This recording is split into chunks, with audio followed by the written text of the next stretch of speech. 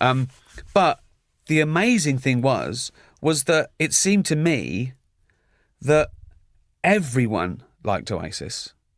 It reached a critical mass. Am I remembering that wrong? Yeah, because you were like an indie band. You came out and you're an indie band. Oh, they're pretty good. Oh, they're better than that. And I remember you saying in an interview once, you really start making money when you get the squares. Yeah, and everyone from fucking bankers to football hooligans to musicians. About that time, wasn't it? About Britpop, for want of a better word. Well, I've been when the documentary came out last year, the Supersonic documentary, I did a round of press for it. Brilliant, by the way. And you started kind of talking about the 90s, and it's only really now people are remembering that decade, how brilliant it was. It was brilliant. Where there was like and I was too old. An endless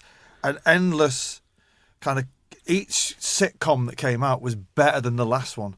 It was like the Royal Family, and then there was the Fast Show, and then it then just the kept Office, the pinnacle, going up and up. Let's end it there. And then it kind of tailed off a bit when you get to the 2000s or whatever you call it. But kind of talking about it, I was thinking it was a great time. You know what I mean? It was like fashion, music, politics, art, everything was kind of vital. But Ricky's well, there was also something else that was strange. Because the youth culture and the drug culture was weird. Because out of rave, right, you had working class geezers dropping E's as well. Now that didn't happen. Yeah, they were like football hooligans who kind of went to raves and were like, wow. And then suddenly, like even stuff like Smack get into sort of the estates. I'm sure that had happened before. No, but what I mean is, it was almost like it seemed like it was drugs were now a working class movement. They weren't just college hippies and stuff. There was no experimenting with drugs. Everyone was getting stuck in. And going out and doing, and they were doing it every night. Yeah, but you're right. Also, that the fact that when you had that thing with Blur, it was on the news. Who was going to be number one? The news at 10. Yeah. There's this strange thing that couldn't happen now and wouldn't have happened before. I don't think either. No. That suddenly that seemed to be incredibly. Well, it was just a moment in time. I mean, when we got to do that documentary again, when we come up with the idea for the film, and the guy said, we're going to focus on that period of the 2.5 years from you signing off to play Nebworth, and I went, right, what? 2.5 years from signing off the Dole to walking on stage at Nebworth. Is that true? And I went, I'm going to check that. That can't be true. Yeah. 2.5 years. And I was like, that is incredible. I mean, I do tours now that are longer than that.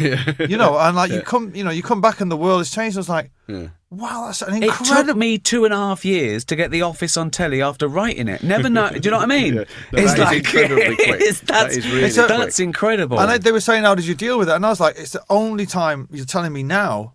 I've kind of got goosebumps and thinking, wow, that was quick, At the time, we were just in it, and then kind of go from one gig to the next. I did remember it wrong as well, or I never knew it, because at the time, you kicked the door down and you were there, right? Yeah. It was there, I didn't know the, behind the scenes or anything. But I didn't know all the stuff that, you came along and said, you're a good singer, but the songs are shit, and I'll do. Is that all true? Not in a roundabout kind of way. Liam, he was in this band for not long. I'd say a couple of months, and he didn't. They were writing songs, the four of them. And but you were a roadie for the Inspiral Carpets. I was a roadie for the Inspiral Carpets at that time, so I was kind of travelling the world and doing all that. And he had the idea that I was writing songs, but not for any other particular reason than just for enjoyment and getting. But why did he think you were any good? Why did he? No idea. Had he heard them? No. And how did you get him to say? I mean, because that was his band. How did you get him to say, "That's my band now"? I mean, I know it wasn't technically, because at that point, I think he knew what side his bread was buttered on. Do you know what I mean? Whereas, right. I mean, it wasn't. Had you been writing songs for a while? Yeah, but not like to record them or to do anything. I shared a bedroom with him for years, so I'd play and just write songs as a hobby kind of thing. And then he thought, well, let's get him in and see if he can write some songs. And it was on the second. I went on the first rehearsal and I kind of jammed along with him. I was like, yeah, it was all right, it's a good laugh, And then the second, I thought, these songs aren't very good, but if I play that, you play this, and then you join in. And there was one moment where the band all joined in, and I said to Liam, I wrote these words, and I sing this. And it just all came to life, and I became obsessed from that minute. Because really? when you hear your own song, what was the song with it? Was it just like? And where did the sort of baggy sound come from? Was that like? I'm not sure. That's what we were. that's what had gone previous, the Manchester thing. So that had come to an end. And from 91 to 93, we were kind of fine. I was kind of fine that Find the Sound. It was coming out of the arse end of Baggy, and it was good. Also, I could tell the fact that you started with feedback, and you were a guitarist, and you wanted to. But then one afternoon, I wrote "Live Forever," and that changed everything.